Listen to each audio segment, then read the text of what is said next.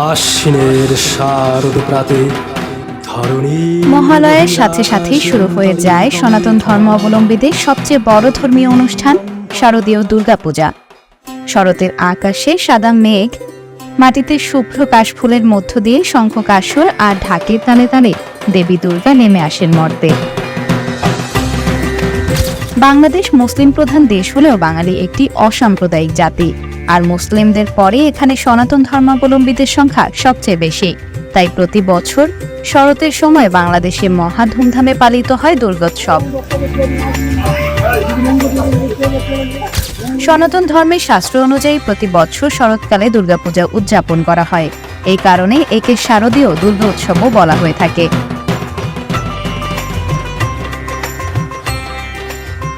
দুর্গাপূজার নিয়ম অনুযায়ী আশ্বিন মাসের প্রথম যে অমাবস্যা হবে সেটির নাম মহালয়া।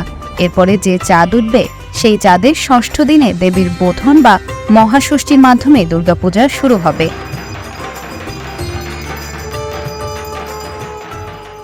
তবে গত 5ই আগস্ট ছাত্র জনতার অভ্যুত্থানে সাবেক সরকার পদত্যাগ করে। এরপরে দেশের কিছু কিছু জায়গায় সংখ্যালঘুদের উপর হামলা, তাদের বাড়িঘরে ভাঙচুর এবং মন্দির ভাঙার খবর পাওয়া গিয়েছে, জানিয়ে শঙ্কায় আছেন সনাতনীরা। ইতিমধ্যে আমরা অনেক জায়গায় মন্দিরে ভাঙচুর, তারপর মার প্রতিমা অলরেডি নষ্ট হয়ে গেছে। তো আমরা আসলে এটা নিয়ে খুবই শঙ্কায় আছি যে আসলে শেষ পর্যন্ত পূজা ভালো মতো করতে পারবো কিনা। প্রতিমা ভাঙচুর করে কিন্তু পূজাকে হয়তো ভণ্ডুল করা যায়, কিন্তু শ্রদ্ধাবোধটাকে কিন্তু ভণ্ডুল করা যায় না। যে অনেক জায়গায় পুজো হচ্ছে না, আমরা চাই যে এই পুজোটা, যেহেতু এবার দেশের পরিস্থিতির কারণে হয়তো পুজো অফ হয়ে গেছে, তো আমরা চাই নেক্সট ইয়ারে যাতে আরো ধুমধাম করে পুজো করতে পারি। অসাম্প্রদায়িক একটা দেশ এবং সব জায়গায় সব ধর্ম সমানভাবে সবাই একসাথে পালন করি এবং আমার বিশ্বাস সামনে এটাই চলবে। নতুন সরকার থেকে আমরা এটা আশা করি। ঢাকার কয়েকটি মন্দির ঘুরে মানুষের সাথে কথা বলে তাদের এই অজানা শঙ্কার ধারণা পাওয়া যায়। বর্তমানে অন্তর্বর্তী সরকার নির্বিঘ্নে পূজা উদযাপনের সর্বোচ্চ নিরাপত্তা নিশ্চিতের প্রস্তুতি নিয়েছে।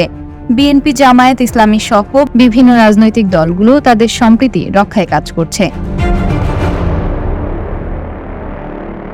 সেনাবাহিনীর নিরাপত্তার উপর আস্থা প্রকাশ করেছেন পূজা উদযাপন কমিটি। প্রতি বছরের মতো এবারও মহানন্দে পুজোর প্রস্তুতি নিচ্ছেন দেশের সনাতনী ধর্মাবলম্বীরা।